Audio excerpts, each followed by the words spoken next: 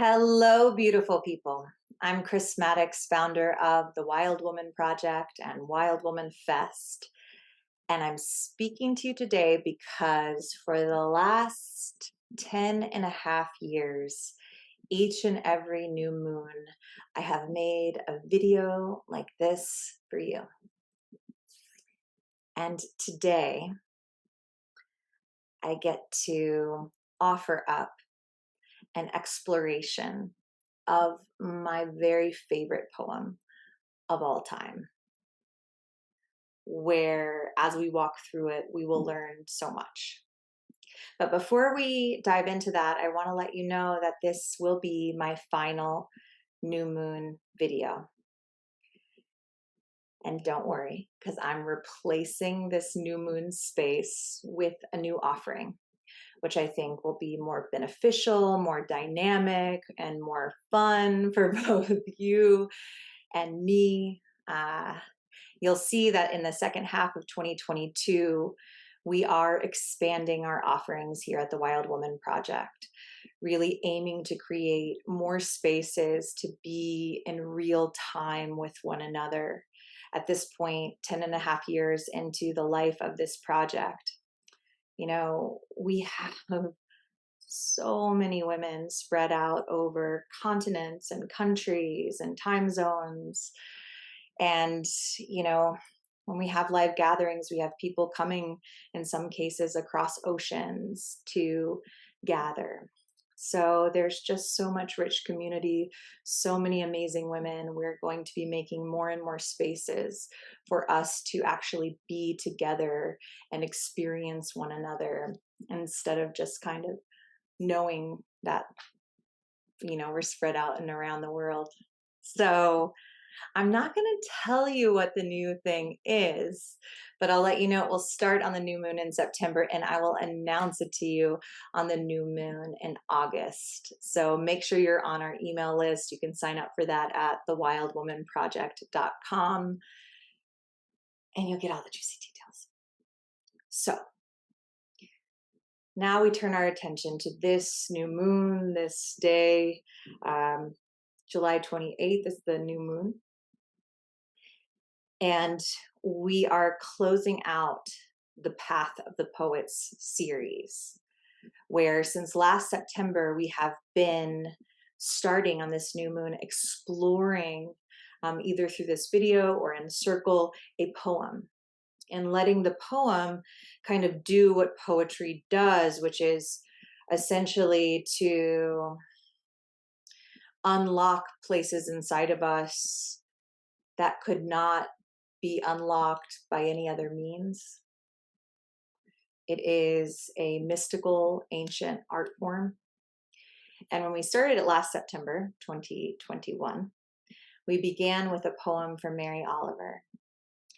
And we are going to bookend this Path of the Poet series with Mary Oliver's most beloved poem, Wild Geese.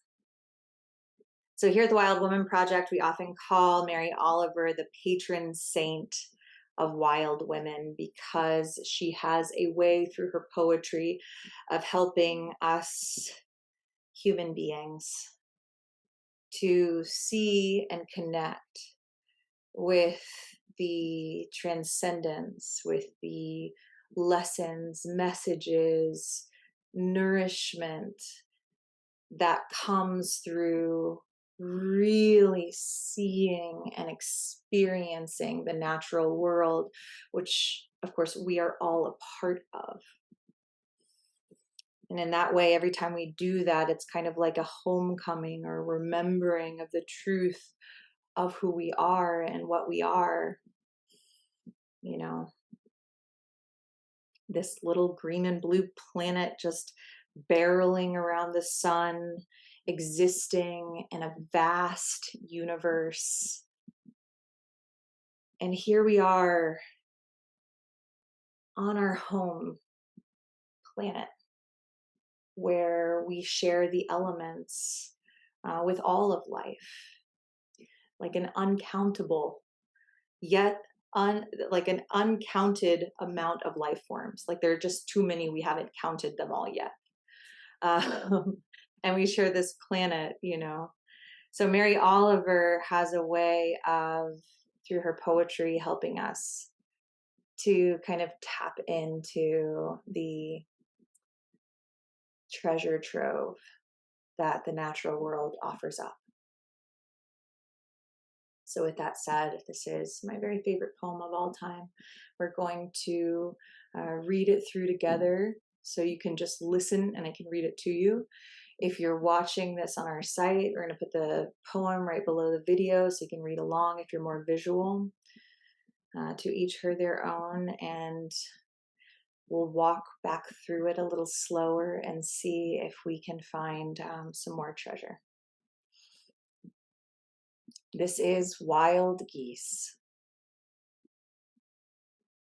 You do not have to be good. You do not have to walk on your knees for 100 miles through the desert repenting. You only have to let the soft animal of your body love what it loves. Tell me about your despair, yours, and I will tell you mine. Meanwhile, the world goes on.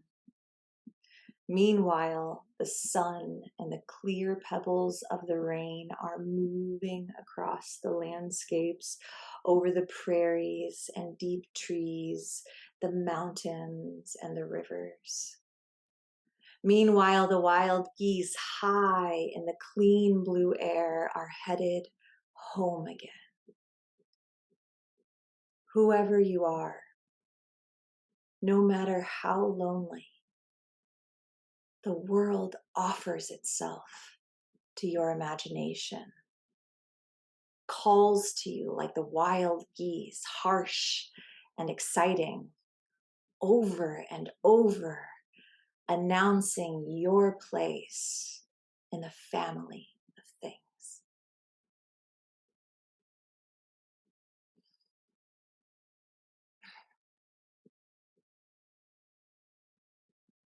There's so much to love and explore in this poem, so let's start at the top. This whole bit that she begins with, you do not have to be good, you do not have to walk on your knees for 100 miles through the desert repenting. You only have to let the soft animal of your body love what it loves. So there is, this, it feels to me like a pushback a bit. She's saying you don't have to be good. And essentially, you don't have to repent. And it's a pushback against a kind of traditional spiritual or cultural push that we should be punishing ourselves, that we should be ashamed of ourselves, that we have something to, deeply apologize for, that we have a need to be good, that's coming from outside. And she's basically saying, no, you only have to let the soft animal of your body love what it loves. The soft animal of your body love what it loves. To me, this is, Mary Oliver considered herself an agnostic.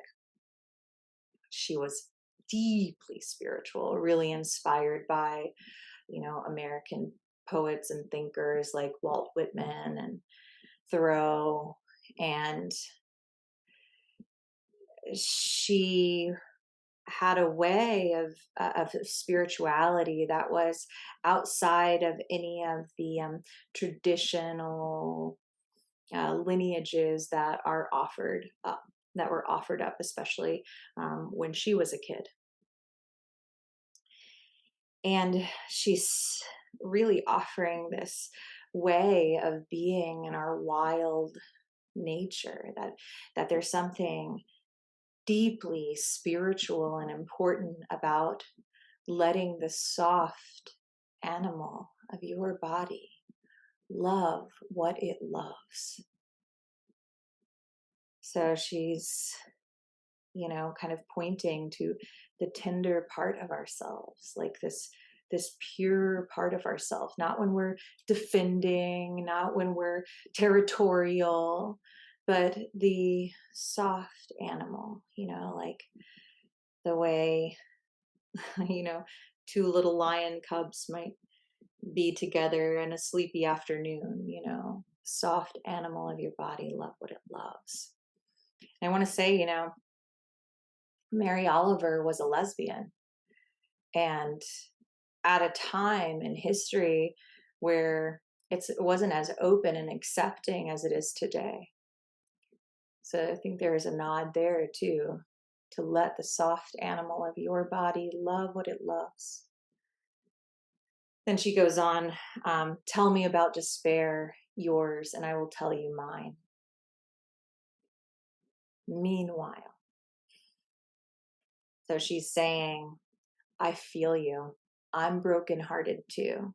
You know, I'm grappling with this being human. I'm grappling with the modern world. I'm grappling with the culture in which I live. I'm grappling with being human. I am heavy hearted also, you know it's okay, we all have it. That's what comes through. Tell me about despair, yours, and I will tell you mine. So she acknowledges that's a complete sentence. I will tell you mine, period. I see that there's despair. So she's like kind of holding that in one hand, and then she says meanwhile 3 times. And that repetition, especially from a poet, is something to listen to. So she says, meanwhile, the world goes on. Meanwhile, the sun and the clear pebbles of the rain are moving across the landscapes, over the prairies and the deep trees, the mountains and the rivers. Meanwhile, the wild geese high in the clean blue air are headed home again. So she paints this glorious picture of nature doing what it does every single day. And we can assume this is what it has been doing before there were human beings on the planet. And after there are human beings on the planet, nature will continue to move forward in whatever dance it's doing at that time. It's like we can count on this. This is always going to happen. Meanwhile, the world goes on, and there's so much to see. And there's the mountains and the deep trees and the prairies and the rivers and the wild geese headed home again. She's taking us from that despair that we're acknowledging, and she's saying, look up, look around you. Meanwhile, all of this is happening. Pay attention to that. Doesn't deny this reality, but see what else is happening, and look for it in the natural world. And then she ends with, whoever you are, no matter how lonely, the world offers itself to your imagination, calls to you like the wild geese, harsh and exciting, over and over announcing your place in the family of things.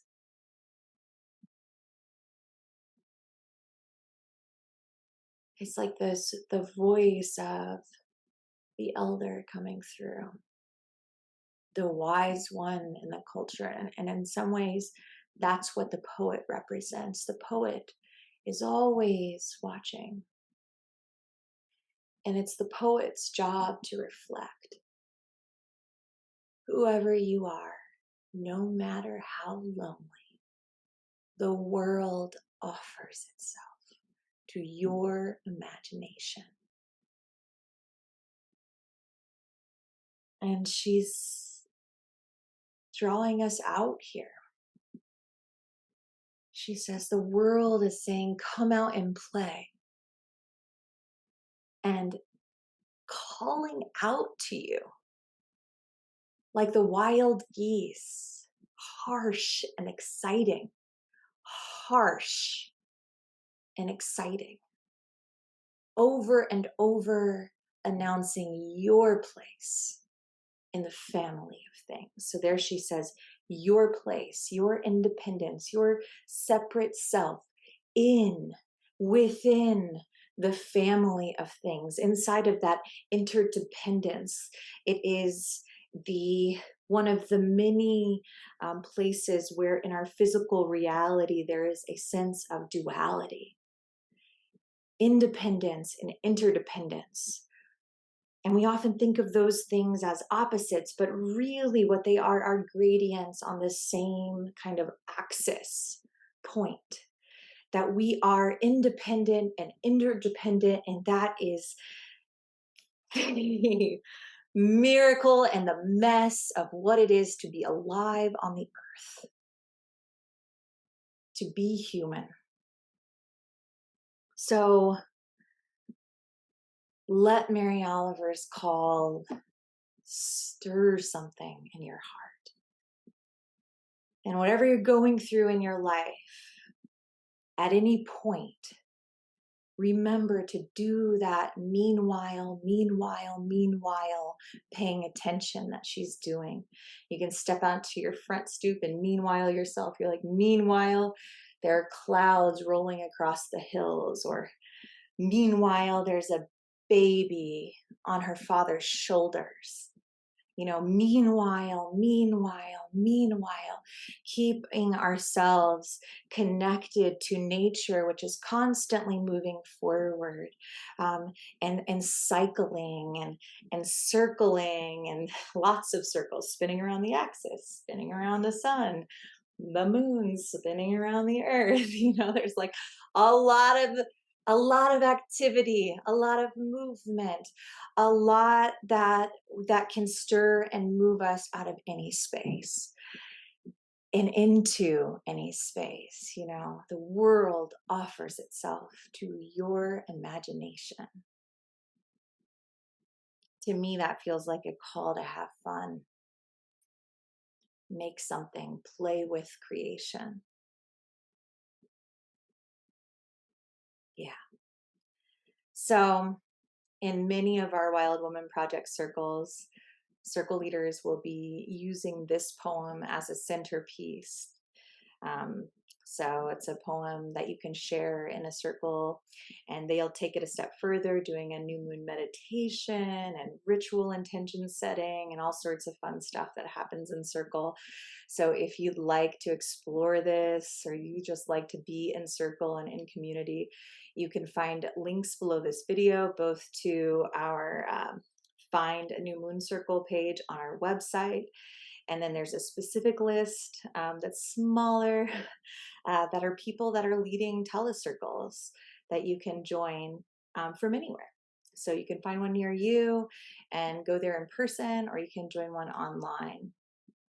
And I want to also say that coming this fall in October, we will begin Fall Circle Leader Training, which is a 7-week join online from anywhere program that will teach you how to facilitate a new moon Wild Woman Project circle. So we explore things like moon wisdom, the wild woman archetype, nuts and bolts things like how to lead a potent meditation, how to craft a ritual, etc., etc. So if that seems like something that's exciting to you, I hope you'll click on the link below this video and get on the email list for that, because we will start sending out emails with more details about the program, exact dates, scholarship opportunities, etc., etc., etc. And then I want you to just keep it in the back of your mind that on the next new moon, I will announce to you what we're going to do on new moons now. And it's going to be a lot of fun, I think. And to know that coming in the later part of 2022 is a brand new offering called Wild Woman Underground, which we will be talking about in the coming months. And we hope if you feel inspired, you'll get involved with in some way, somehow. Thank you so much for listening today.